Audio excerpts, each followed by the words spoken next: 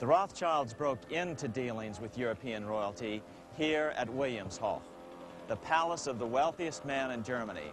In fact, the wealthiest monarch in all Europe, Prince William of Hesse-Kassel. At first, the Rothschilds were only helping William speculate in precious coins. But when Napoleon chased Prince William into exile, he sent 550,000 pounds, a gigantic sum at that time, to Nathan Rothschild in London with instructions for him to buy consols, British government bonds, also called government stock. But Rothschild used the money for his own purposes. With Napoleon on the loose, the opportunities of wartime investments were nearly limitless. William returned here sometime prior to the Battle of Waterloo in 1815. He summoned Rothschild and demanded his money back. The Rothschilds returned William's money with the interest the British consuls would have paid him had the investment actually been made. But the Rothschilds kept all the past profits they had made using William's money.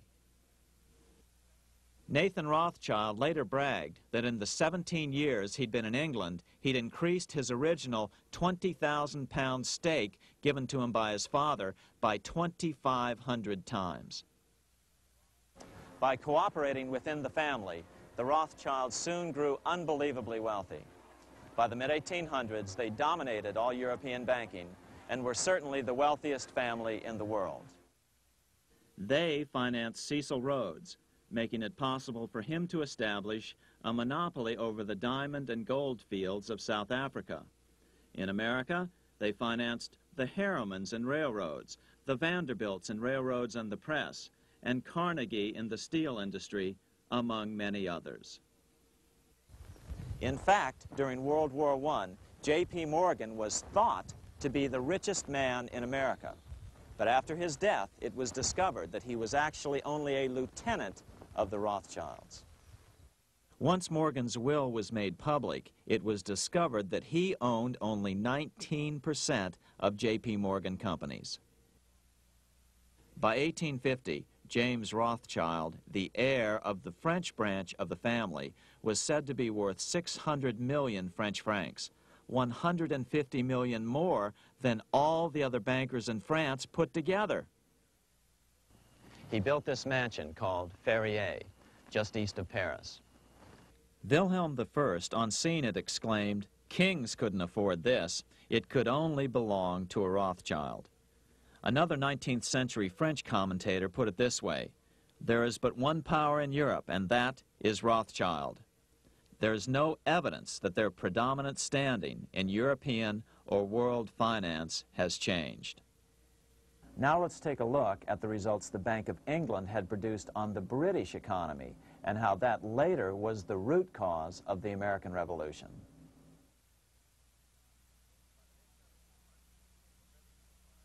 By the mid-1700s, the British Empire was nearing its height of power around the world. But Britain had fought 4 costly wars in Europe since the creation of their privately owned central bank, the Bank of England. The cost had been high. To finance these wars, the British Parliament here had borrowed heavily from the bank. By the mid-1700s, the government's debt here in Britain was 140 million pounds, a staggering sum for those days.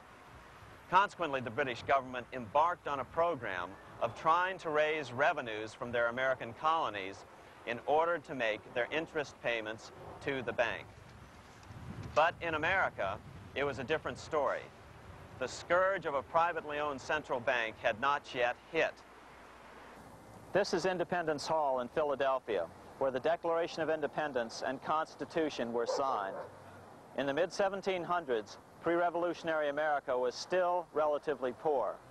There was a severe shortage of precious metal coins to trade for goods, so the early colonists were forced to experiment with printing their own homegrown paper money.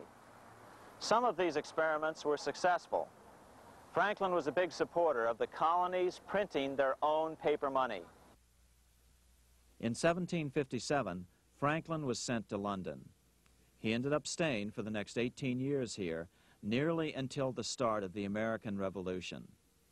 During this period, the American colonies began to issue their own money. Called colonial scrip, the endeavor was very successful. It provided a reliable medium of exchange, and it also helped to provide a feeling of unity between the colonies. Remember, colonial scrip was just paper money, debt-free money, printed in the public interest, and not backed by gold or silver coin. In other words, it was a totally fiat currency. One day, officials of the Bank of England asked Franklin how he would account for the newfound prosperity of the colonies. Without hesitation, he replied, "That is simple. In the colonies, we issue our own money. It is called colonial scrip. We issue it in proper proportion to the demands of trade and industry to make the products pass easily from the producers to the consumers. In this manner, creating for ourselves our own paper money, we control its purchasing power, and we have no interest to pay to no one." This was just common sense to Franklin, but you can imagine the impact it had on the Bank of England. America had learned the secret of money, and that genie had to be returned to its bottle as soon as possible.